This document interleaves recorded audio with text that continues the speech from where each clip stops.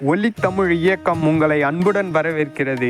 இந்த காணொளியில் நாம் காண இருப்பது தமிழ் மொழியின் சிறப்பினை பற்றிதான். இது பேச்சு போட்டிக்கும் கட்டுரை போட்டிக்கும் பொருந்தும் காணொளிதான். தமிழால் இணைவோம். ஒலித்தமிழ் இயக்கம். இது தமிழனின் வீரம். என்றும் வாழ்க தமிழ். தமிழ் மொழியின் சிறப்பு. கல் தோன்றி மண் தோன்றா காலத்தே முன் தோன்றிய மூத்த குடி நம் தமிழ் குடியே. அந்த குடியின் உயிர் நாடி மூச்சாக திகழ்வது அன்னை தமிழே. தமிழ் மொழியின் தொன்மை பற்றி தெரியுமோ? தமிழ் பல ஆயிரம் ஆண்டுகள் பழமையானது.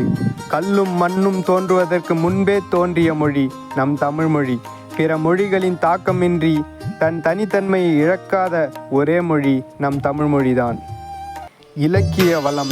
தமிழின் இலக்கண வளம் ஈடு இணையற்றது. தொல்காப்பியம் உலகின் மிக சிறந்த இலக்கண நூல். இதே போன்று சங்க இலக்கியங்கள், திருக்குறள் போன்ற நூல்கள் உலகிற்கே அறநெறியை எடுத்துரைக்கும் பொக்கிஷங்கள். இந்த நூல்களையும் கொடுத்தது நம் தாய்மொழியான தமிழ் மொழிதான். அடுத்ததாக இனிமையும் பண்பும்.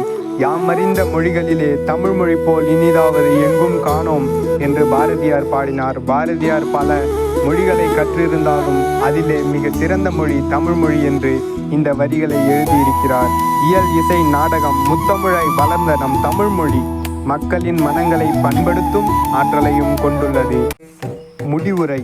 காலங்கள் மாறினாலும் தொழில்நுட்பங்கள் வளர்ந்தாலும் தன் தொன்மையை இழக்காமல் புதிய வடிவம் பெற்று உலகெங்கும் பரவி வாழ்கிறது நம் தமிழ்மொழி. தமிழின் புகழை உலகெங்கும் பரப்புவது நாம் ஒவ்வொருவரின் கடமையாகும்.